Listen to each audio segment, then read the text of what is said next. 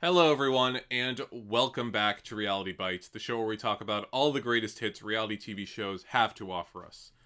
I'm your host, Jake Schaff, and people, last night was quite the doozy. It was the season finale of the 40th season of Survivor Winners at War, and after a crazy, batshit crazy season like this one, it was only fitting that the finale be just as up to par as the rest of the season has been. It was fantastic. There were highs, there were lows, moments I was really excited, moments that I was kind of upset, but it was a nice blend of everything.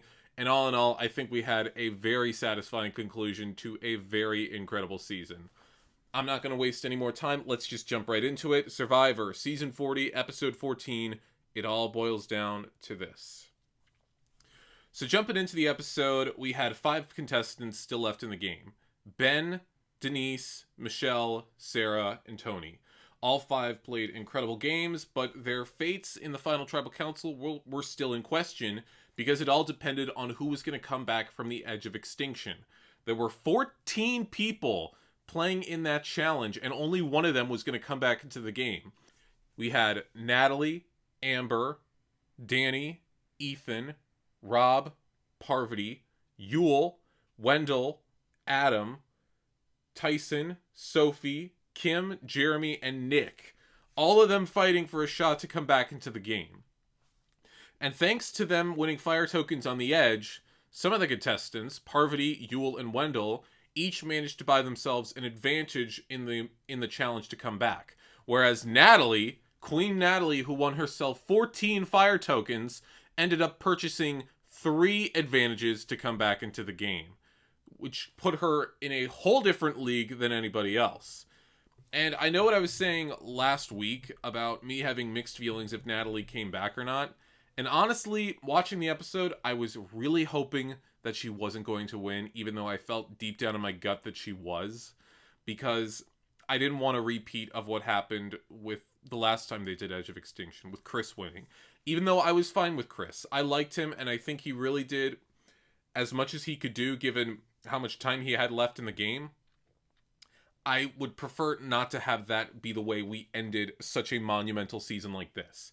The $1 million deserved to go to someone who had been in the game from the start, and definitely deserved to go to someone who was still in the competition at the time and who had been killing it from day one, because so many of them had done so many win-worthy things that they should have won the money easily. And I didn't want it to be taken away from them just because of a survival story like this. And granted, I know Natalie did survive probably harder than everybody else, but still, I wanted to respect the actual game of Survivor, and I felt that that wasn't going to be accomplished if Natalie ended up winning. So the challenge starts, and right away, Natalie was having some issues with the rope, the first portion of the challenge, and immediately I was starting to breathe a little easier. I'm like, oh, okay, maybe she's not going to win. Maybe all this is going to be averted. Like, people like Wendell and Tyson were leading in the challenge, so I'm like, okay, I'm good. I'm good with either of them coming back. But Natalie got through it, and thanks to her 3 advantages, pretty much got through the challenge with very little issues after that. She came from behind, and she got the second ball into the pocket before anyone else, earning her spot back into the game. And while I do have to congratulate Natalie on such a monumental accomplishment, as soon as I saw her win, my heart sank, and I was getting really worried. It was almost like a bad dream, and it's like all the worst case scenarios are starting to happen right before your eyes. So I didn't want this to be a huge deja vu situation, so I wasn't exactly thrilled to see Natalie back into the game. And you know what? I think my biggest issue with the challenge was the fact that you were able to purchase multiple advantages. I don't think that should have been allowed. I think you should have been able to buy one advantage and that was it.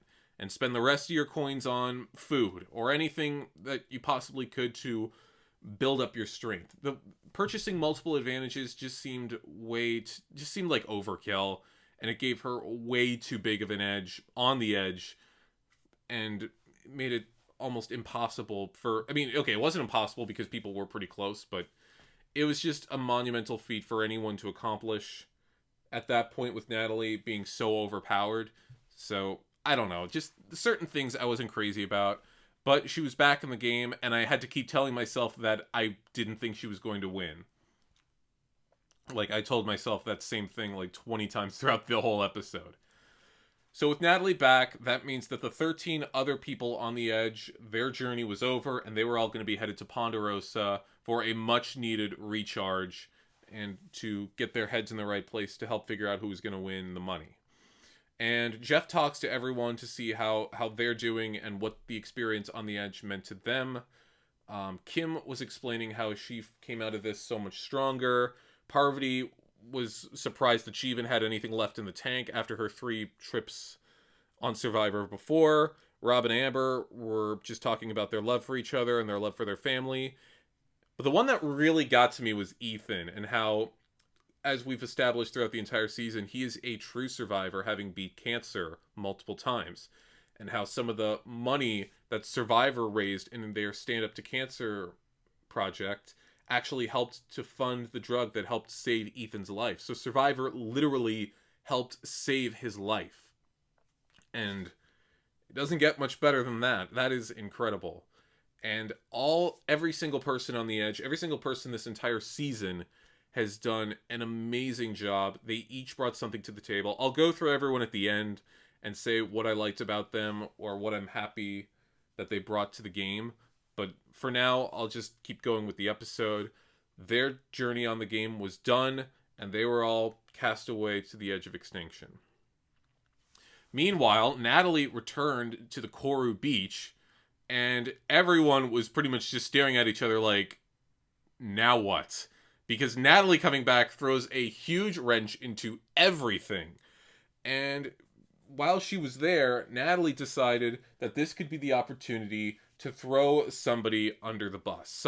Some big target. Because she knew she had to build up her resume, and she didn't have a lot of time to do it. So she was gathering everyone together and pretty much explaining that on the edge, everyone was pretty much impressed with Tony's game and how Tony seemed to be the front runner amongst everyone.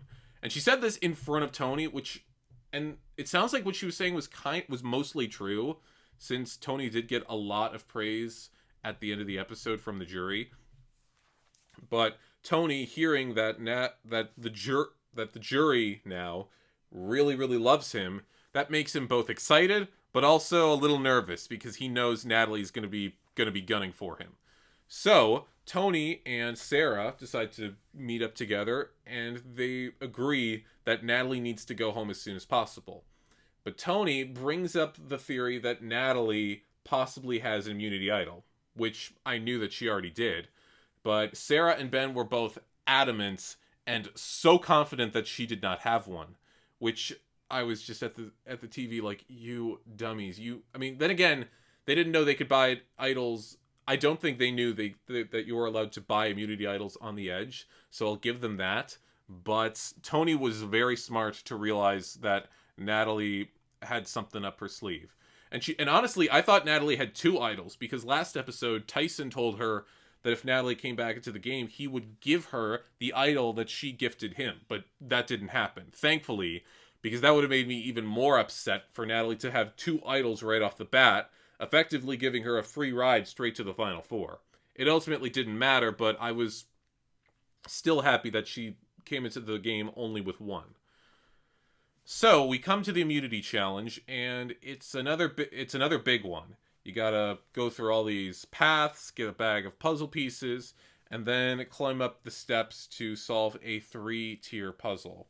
And right away, it looks like Ben and Tony are killing this challenge. They have a huge lead over everyone else. Natalie close behind them. Sarah and Denise not far after her. And Michelle is pretty much in the back. But with how much the challenge was focusing on Michelle, in the back of my mind, I was thinking, something's going to happen. She's going to come from behind, and she's going to kill everyone. Especially when Probst brought up the fact that Michelle had not only done this puzzle before, but had won this challenge in her first season. Once he said that, and once Michelle got to the puzzle, I knew what was going to happen.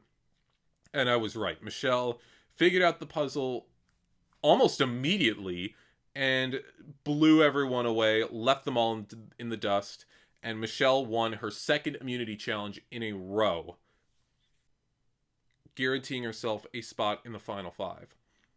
So with Michelle immune, and Michelle being one of the big targets from the alliance of Ben, Sarah, and Tony, now they're thinking about trying to figure out another plan.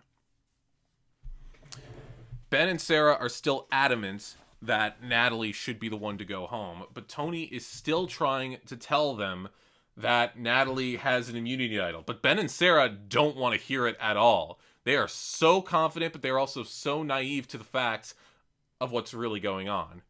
And that can be very, very deadly in Survivor.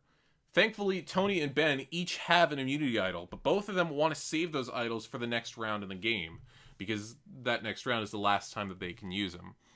Meanwhile, Michelle and Natalie, knowing that they're really on their own, obviously they decide to team up, and they're trying to figure out who to possibly target, given the fact that Natalie does in fact have an idol. And they're thinking maybe Tony, maybe Ben, maybe Sarah. They're throwing all the names out. While Tony is trying to think of a plan to get rid of Denise, knowing for a fact that Denise does not have an immunity idol, basically coming up with the argument that if Natalie's going to play her idol, why don't we just put our votes onto someone we know for a fact doesn't have one, and who will not have an idol played on them. But both Sarah and Ben are close to Denise. They consider her a good friend. Ben is really beating himself up. He's like, I really do not want to get rid of Denise. I would not feel right about that at all. But they stick to their guns, and they decide, let's just vote for Natalie. And Tony's still there in the corner like, what are you guys doing? And of course, I'm at home like, what are you guys doing? But again, they didn't know. And coming into Tribal Council, I knew it was going to be a crazy shit show, and that chances are all 3 of the idols were going to be played. But before we get into the results, there was something really interesting that happened to Tribal. A very interesting conversation from Sarah, who was bringing up the fact about how she wanted to be seen as Tony's equal should she make the finale with him, and how she mentions that there's a big double standard with lying when it comes to genders. How when a guy tends to lie and cheat, or not cheat, I'm sorry. When a guy tends to lie in this game and be devious, they're celebrated for it, and how their games are incredible. But if a woman does it, they don't really get the same success. And she notices that that's not really anything like that. That's not a good thing. And I agree with her. That should not be a huge double standard. She then brought up the fact about how she was a bit criticized in Game Changers for lying and being devious, and how she dealt with a lot of guilt for 2 years after that season ended, wondering, did I deserve to win the money? Do I feel good about myself? And she ultimately came to the conclusion that she did, and that it wasn't her fault for doing this. It was just a bias. Like she said, it was a guilt that she was carrying on herself that wasn't even her guilt to carry. And then she was also bringing up some of the gender biases there have been on the show. And even Probst, even Jeff Probst brings up that he is guilty of some of this stuff sometimes too. And how he sometimes refers to the male contestants by their last names. But I've never once heard him refer to a female contestant by their last names. And he realizes that. And then that's when Sarah's like, you can call me Lucina if you want, which I loved that. I loved that. And honestly, after Sarah made that speech, I was really starting to think that was a really good winner's speech. And I suddenly got it in my head that if Sarah makes it to the finale, which I really thought was going to happen, that she was going to pull out the win. That it was going to be so obvious that Sarah was going to win this game. I was so confident. So Probst did, in fact, honor her request, and he referred to her as Lucina a few times in the episode, which I loved that. And then came up the topic of immunity idols, and honestly, it's much smarter to play your immunity idol at this point than to go home with it in your pocket. At this point in the game, what have you got to lose other than the $2 million? You have it in your arsenal, you might as well use it. So the votes are cast. Natalie does play her idol, which prompts Tony to be like, I knew it, I told you guys. Tony plays his idol, and Ben plays his idol, effectively meaning that only either Sarah or Denise could go home at this point. The votes are revealed, and it was 4 votes for Natalie, 2 votes for Ben.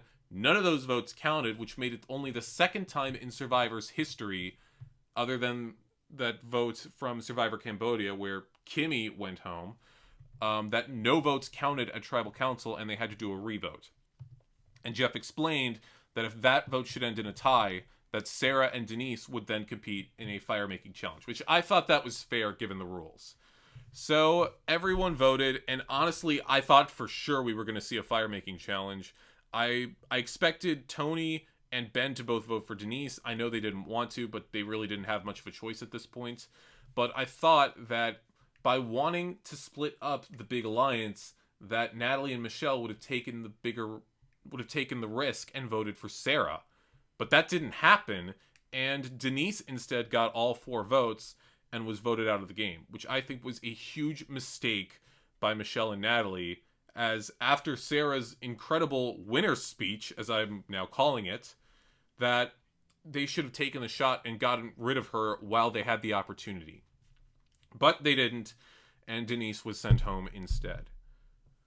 So now we come into the next round of the competition. It's day 37, and of course, Tony's not happy that all the idols got burned. He doesn't like the fact that he and the Alliance are effectively without any sort of backup, and he's not sure what's going to happen now. So, as soon as they get back to camp, Tony's already searching for the immunity idol in the middle of the night. And even with a little bit of fire in a shell he's carrying around everywhere, he comes up empty-handed. And by the time daybreak starts to come, everybody else wakes up, and everybody else is searching for the idol. And it's not even a secret they're trying to hide. They're looking everywhere. In the trees, underground, in the water probably, I don't know. And, of course, of all the people to find the frickin' immunity idol, it was Natalie.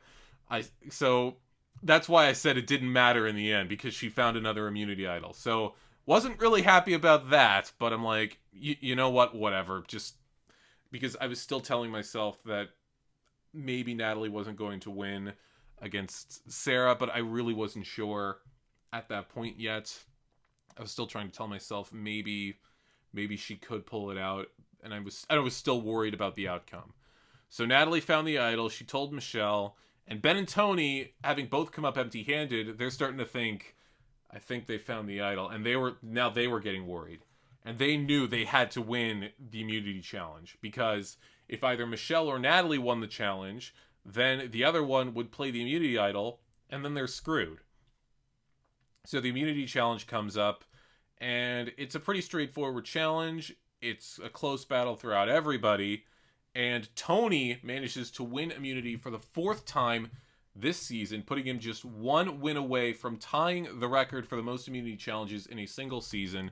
The most immunity wins in a single season, that goal has been accomplished by Colby in Australia, Tom Westman from Palau, Terry Dietz from Panama, Ozzy from Cook Islands, Mike Holloway from Worlds Apart, and Brad Culpepper from Game Changers. That's 6 people who have accomplished that goal, and Tony was hoping to be the 7th. So with Tony winning immunity, the Alliance is feeling a little better because they know that chances are somebody from the other side is going to go home. But the only question is, do either of them have the immunity idol? Who has it? And are they willing to play it on themselves? So Tony decides to go back to his SpyNest for the last time of the season, R.I.P. SpyNest. And Sarah drags Natalie out to the watering hole and tries to get her to spill any information she can about the idol. And Natalie happens to tell Sarah the fact that she does have the immunity idol, that she's most likely playing it on herself, and brings up the idea of Sarah jumping ship and voting for Ben, which Sarah tries to dodge the questions for a while. She tells her, yeah, I'll consider it, while secretly thinking that she's still good with the Alliance. Tony sees Natalie's idol and gets really excited that he knows something about the Alliance. So he comes down from the SpyNest after an hour up there, which props to Tony for managing to stay up there for that long. I give him a ton of credit. And he relays this information back to Sarah and Ben, thinking, okay, if Natalie's playing the immunity idol, why don't we just vote for her ally, vote for Michelle? But they're thinking, do you think Natalie would play the idol for Michelle? And they're thinking probably not, given how big of a target Natalie is, which I wouldn't expect her to play the idol on Michelle either. But Michelle's starting to get worried, and she brings up to Natalie, especially after hearing that Natalie told Sarah, she's like, now that they know that you have the idol, they're going to vote for me. You need to give me that idol. So then comes a bit of a dilemma for Natalie. And it seems like either Michelle is going to go home or Ben is going to go home, given the fact... and it all depends on if Natalie plays the idol on herself or Michelle. But then something interesting happens. Sarah is talking to Ben, and she's bringing up the fact that they're targeting Ben for elimination. And Ben does something really surprising. He tells Sarah, listen, if you want to vote me out tonight, you can. I'm okay with it. Which shocked the hell out of me. I mean, I don't think this was Ben throwing in the towel, but he was doing this to help out a friend. He was saying, listen, you need everything on your resume that you can possibly get. And you jumping ship and voting me out is your way of saying to the jury that you made your own moves in this game. You put your own destiny in your hands. And if I'm what you need to do to accomplish that goal, then that's fine. And Sarah's getting really upset, but Ben explains in confessional that he came out in this season to try and form more genuine bonds with people, as that was something he didn't really do the first time he played. He was so focused on finding immunity idols and making it to the end that he kind of let that part of the game slip by. So he was happy in the bonds he formed this season, and he knew he was effectively giving up his shot at the million, which I was still shocked he was doing, because, again, I knew Ben didn't have a chance in the world of winning the game if he made it to the finale, but he didn't know that. I mean, maybe he did, and maybe that's why he was giving himself up to Sarah, but I don't know if you should have totally given up your shot in the game. But he did, and he was just telling Sarah, I totally understand if you want to do this, and it'll be no hard feelings for me. And I think deep down, Ben was like, I don't want to go home, but if you do it, I understand. So that puts Sarah in a very big dilemma on, do we take the shot and get rid of Michelle, risking everything, or do I jump ship and get rid of the surefire target, Ben, making a big move and making myself look good in front of the jury? And when Tribal Council came, it was revealed that, well, first of all, Natalie did play the idol on herself, and votes went Michelle's way, so she was starting to regret that decision. But it was revealed that Sarah did in fact jump ship and voted out her ally Ben, leaving Tony legitimately shocked and wondering what this was going to mean come the next round of the competition.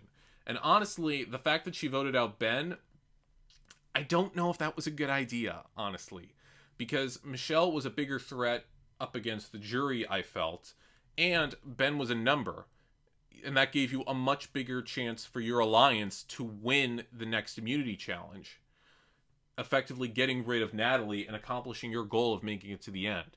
And I understand Sarah was looking for her own game, but I think that if she had gotten rid of Michelle that night, the outcome for her game would have been totally different. But even after that, I thought it was another reason and another way Survivor was telling us that Sarah was going to win this game.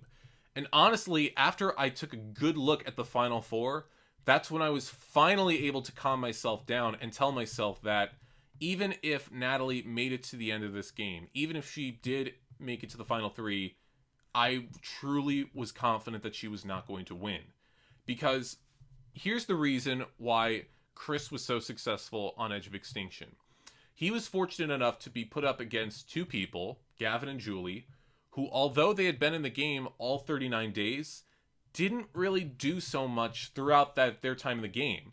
They were mostly just followers to a big alliance. I mean, sure, occasionally they'd make a move for themselves, kind of a gutsy move, I don't know, but Chris did more in those few days he was back in the game than Gavin and Julie did the entire time, which is why I wasn't so upset with Chris winning Edge of Extinction, because given the circumstances, I thought he did ultimately deserve it more than Gavin and Julie, even though I was secretly still rooting for Gavin because I just really liked the guy. So we had 4 contestants left in the game, all of whom really had at least a decent shot at winning at the end. And it all came down to one final immunity challenge. A classic in Survivor. The one where you had to take balls and put them down a chute, catch them, make sure you didn't drop any of them.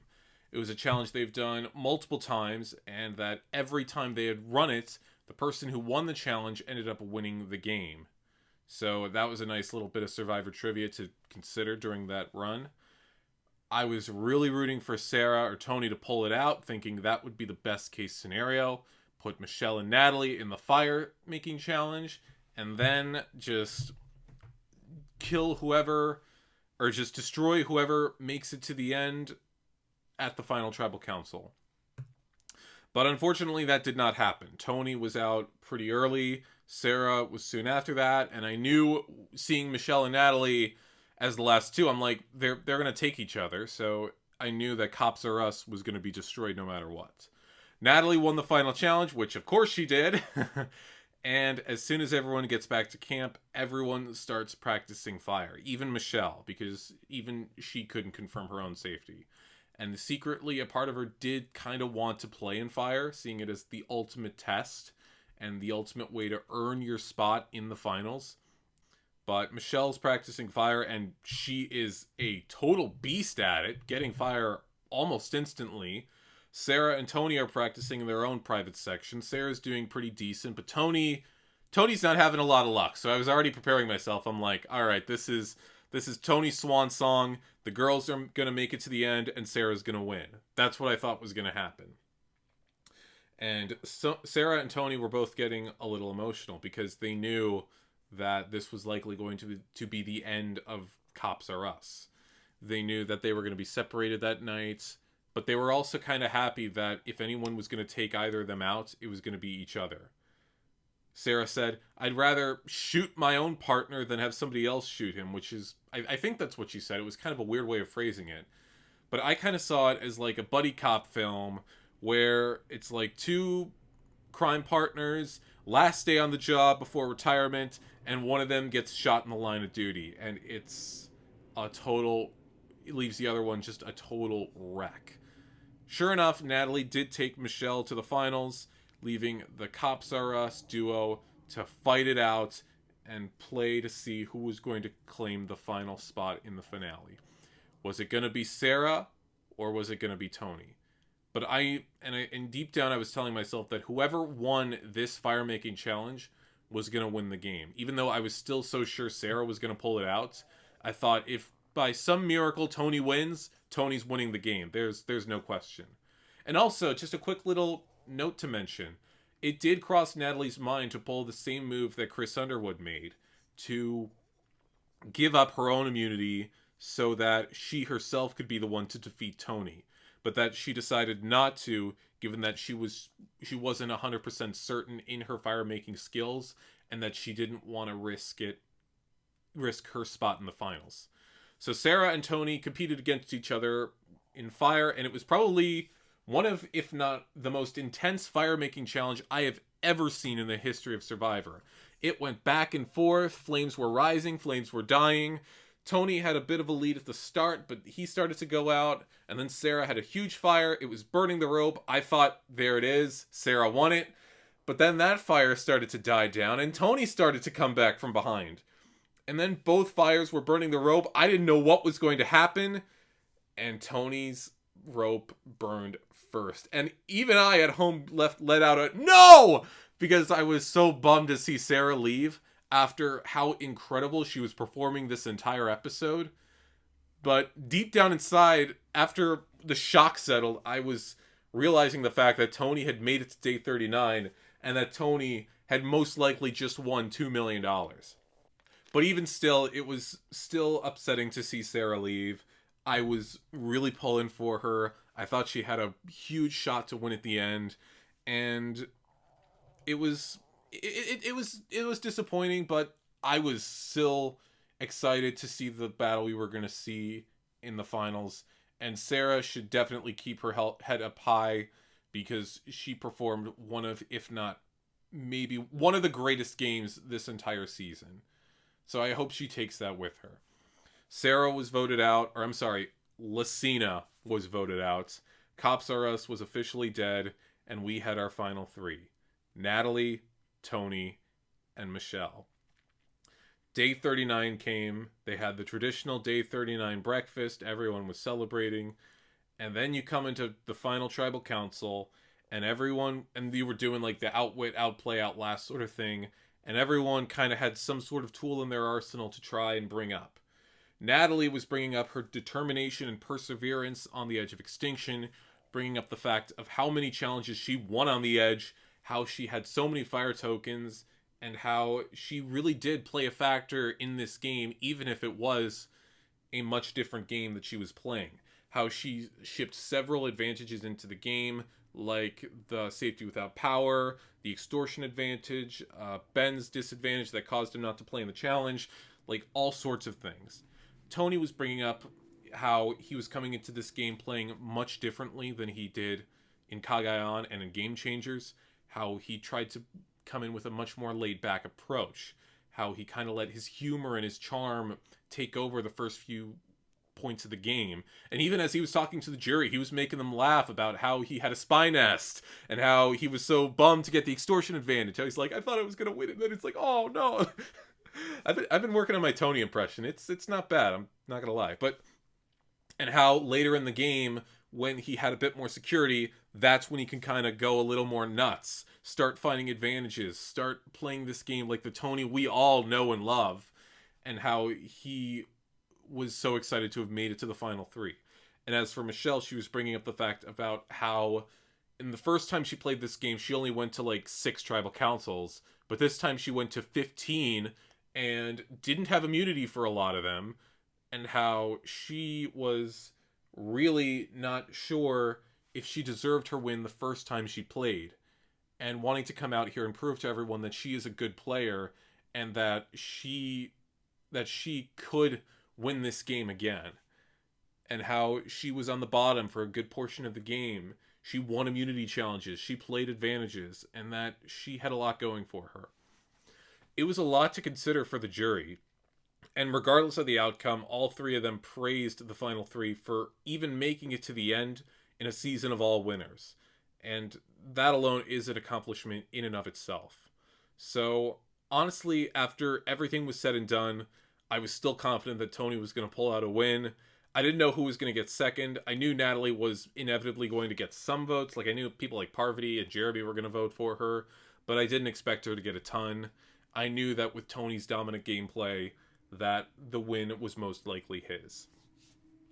So, cutting away to the live feed, Jeff Probst is in his garage. Everyone is at home. Obviously, there couldn't be a true live reading of the votes due to obvious reasons. And I know a lot of people were upset that there wasn't a true reunion. And yeah, I think that there should have been at least something, especially given the fact that they were all winners. But again, it was a really long episode, and with how this pandemic has affected everyone, you kind of got to make some sort of lemonade out of some damn lemons sometimes, and you got to just go with the flow. So the reading of the votes happened, and honestly, I was a little surprised that Michelle didn't get any votes cast against her to win. I thought with her gameplay, she deserved at least something. But it didn't matter because I was still rooting for Tony, even though I was still got very nervous every time I saw Natalie's name come up on a vote. By the time I saw some consecutive Tony votes come in, I was able to breathe. And sure enough, ladies and gentlemen, Tony Vlachos managed to win Survivor Winners at War, which is a sentence I never in a million years imagined I was actually going to say. And Tony celebrated at home with his wife and kids, and it was truly a sight to behold. Ladies and gentlemen, that's going to do it for this season of Survivor. Was it the greatest season of all time?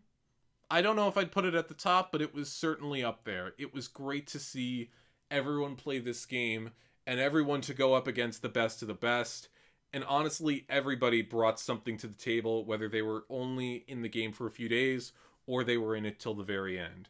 And I'm going to go through everyone real quick and just talk about what they did and how they helped make this season incredible. First off, I got to start with Sandra. She is the queen, and she always will be the queen. That's never going to change.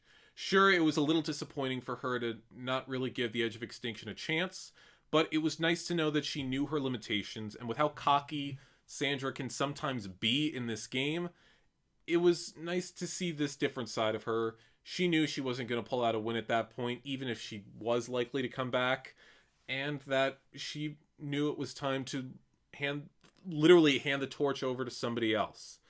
And if this was the last time we will ever see Sandra play this game, I'm happy she played the way she did, and she will always have an impact on Survivor. For Amber, I don't think she was really in this game for herself. I think she was mostly out here to support Boston Rob. But even still, it was great to actually see her play the game again when I really didn't think we'd ever see her back out playing Survivor. And I know she was concerned when towards the end when she was like, I feel like I didn't deserve my win in All-Stars. She absolutely did. She masterminded this game just as much as Rob did that season, and I hope that she realizes that she is just as great of a player as he is. Danny Boatwright. Guatemala will always hold a special place in my heart. It's the first season I ever watched all the way through. I was 6 years old, so of course seeing someone from that season is always exciting. And I know Danny didn't really live up to a lot of people's expectations this season, but it was nice to see her go toe-to-toe with some of the bigger names and not be afraid to make some bigger moves. Ethan. His elimination still stings even 3 months later.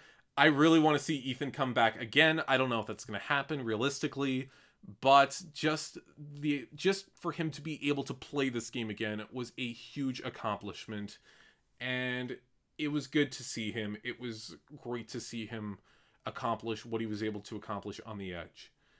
Boston Rob, the Godfather. He is and always will be one of the greats. And I knew it was inevitable that he was not going to last too long this season. But for the time we did have with him, he brought his Boston Rob chaos to the game.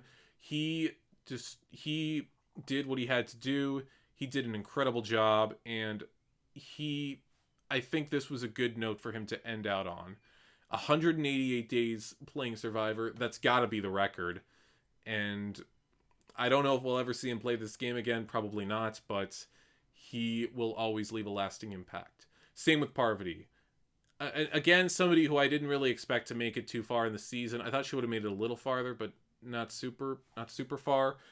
Somebody else who I never thought we were going to see play again, given how close she was to production in the past. But Parvati came into this with a much different mindset. She wasn't so much the flirt anymore, maybe a little bit, but she came into this as a new mom with a much different kind of determination, and her back was against the wall for a good portion of the game, but she killed it from day one all the way towards the end. Yul Kwan. Yul was someone who I was so excited to see play this game again. And even if he didn't make it to the merge, I think that was a smart move from his competitor's standpoint, because if he made it to the merge, he had a really great shot at winning this game. And he's always a delight to see on our screens. Like Ethan, somebody I really want to see play this game again after this. Wendell came into the season way more cocky than he did in Ghost Island, but even still, I enjoyed him this season. He was funny. I loved his banter with Probst, and the whole situation with him and Michelle was awkward, but also really interesting to see play out. I don't know if I've ever seen anyone play Survivor with their ex before. I could be wrong. If somebody thinks of a moment like that, please let me know, but it was truly another sight to behold. Adam. Oh my god, Adam made it about as far as I expected him to. I kind of expected him to leave about early merge, and I truly hope that thing where he thinks about if that's an idol on Jeff's podium, I hope that's not the one thing he's remembered for. I hope everyone remembers how well he played the first time, and how incredible this must have been for him to play this game alongside all of his heroes that he grew up watching. He truly lived like Susie every single day on Survivor. Tyson. Tyson is somebody who I felt has had a huge maturity in playing this game. He was very, very snarky his first few times playing, but then slowly he evolved into a loving husband and a very caring father. And we got to see that in full view this season. He killed it during the first Edge of Extinction challenge. He brought some more chaos to the game, and Tyson did an incredible job. Sophie, my preseason winner pick. Sophie brought everything to the season that I wanted her to. A very underrated winner, somebody who was in Coach's shadow for much of South Pacific, was more in view this time, and she did exactly what I expected her to, making bonds with everyone, getting herself deep into alliances, finding immunity idols. She may not have pulled out the win. She was targeted for the same reasons Yule was, but she proved to me that she could dominate this game once again. Then we go to Kim Spradlin. Kim was somebody who dominated her season of One World. And this season, it was a lot more difficult for her to find her footing, which was almost kind of reassuring to see, because it showed a different side of Kim. It showed a lot more fight in her, a lot more determination to try to climb out of the bottom and make it back to the top. It was a much different game for Kim to experience, but one that I'm happy that she did. Jeremy Collins, somebody who has all of the incredible qualities that it takes to win Survivor, and that explains why he won Survivor when he did.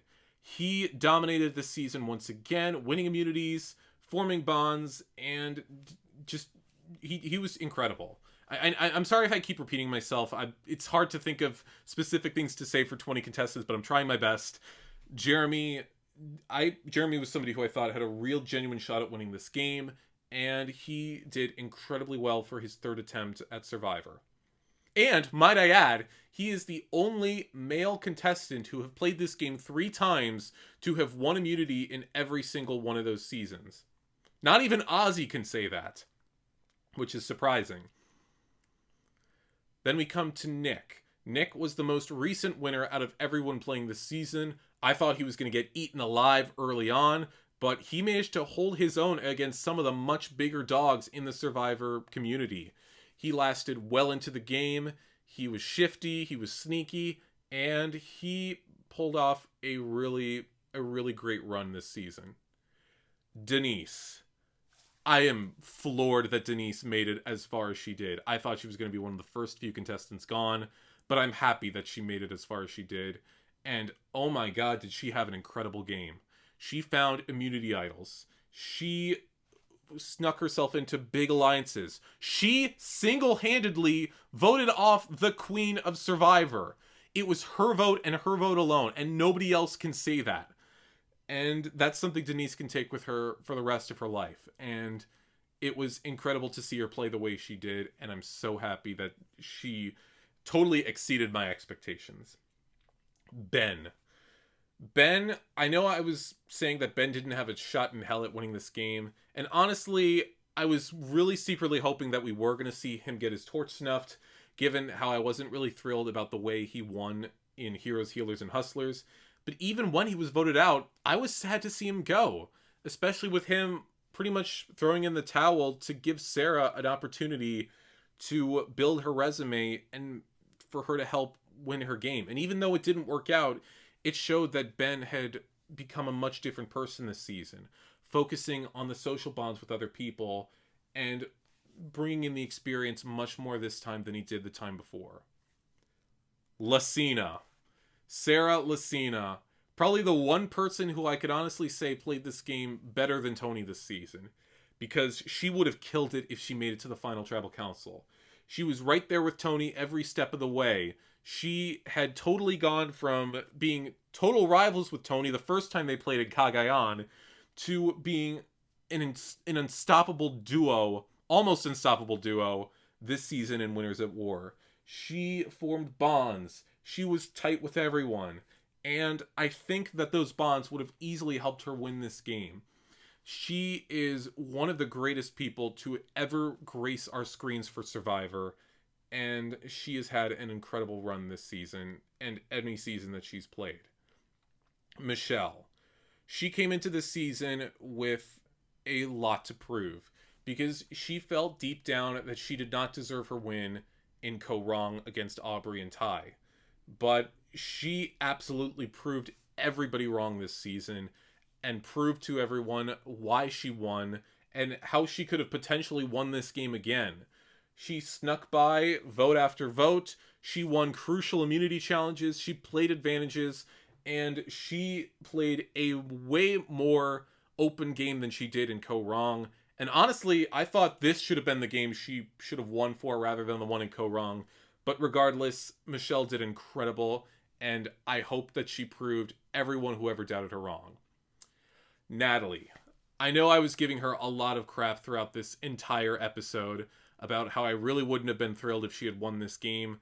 But even if she had won, or even if she did win this game, I have to give credit where credit is due. She lasted over 30 days on the edge of extinction. She mastered the fire tokens better than anyone else this entire season. She sent several advantages into the game. Her strength never once faltered on the edge, and she came back as a powerhouse even after all of that. And honestly, I don't think I would have been that upset. If I'm being honest, I wouldn't have been that upset if she had won, ultimately, Winners at War.